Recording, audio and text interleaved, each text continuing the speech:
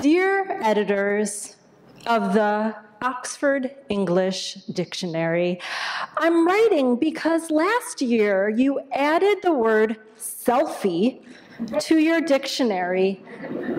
Selfie.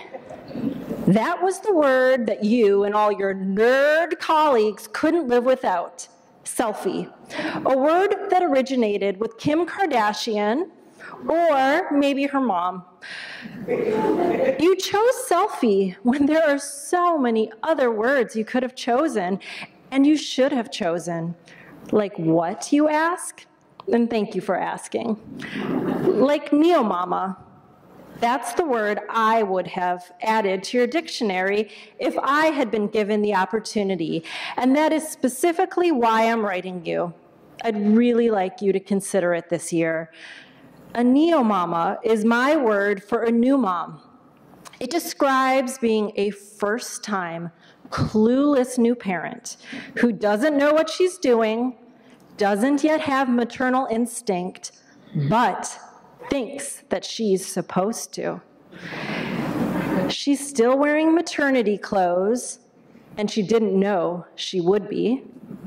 And did I forget to mention that this new mother is just a little bit tired? This woman, this state of parenting, well, there was no word for it, and that's why I made it up. And I'd really love it if you could add it to your big book, because a new mother needs a new word that differentiates her from the mother of a toddler or a preschooler or a teenager.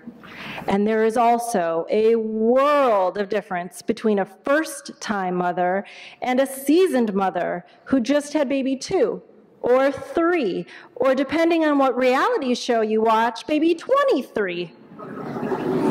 If you're going to try to defend yourself and tell me that the dictionary has an entire mother category in it, don't bother. I've looked.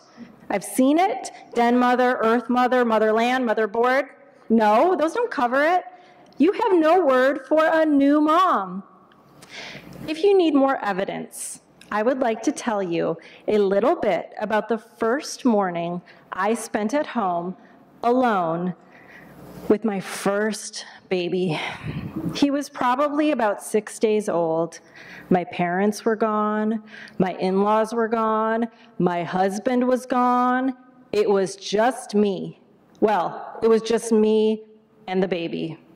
There was no one around to ask about potentially infected umbilical cords or strange-looking poops. The big event on my first real day on the job was what should have been a nice, relaxing walk around the block. I had bought a sling, and it came with its own instructional DVD. Not long after I left the apartment, I decided that the fabric from the sling was smothering my son. And his not being able to breathe, well, that worried me. I was his mother, after all, so I took him out and I just started carrying him in my arms. Of course, a woman walking down the street, wearing an empty sling, holding a baby, well, she's going to attract a little attention, and an older lady stopped me. Oh, how adorable. What's his name? What's his name? His name. I blinked. What was his name? Now, please, in my defense, the kid and I, we had just met that week.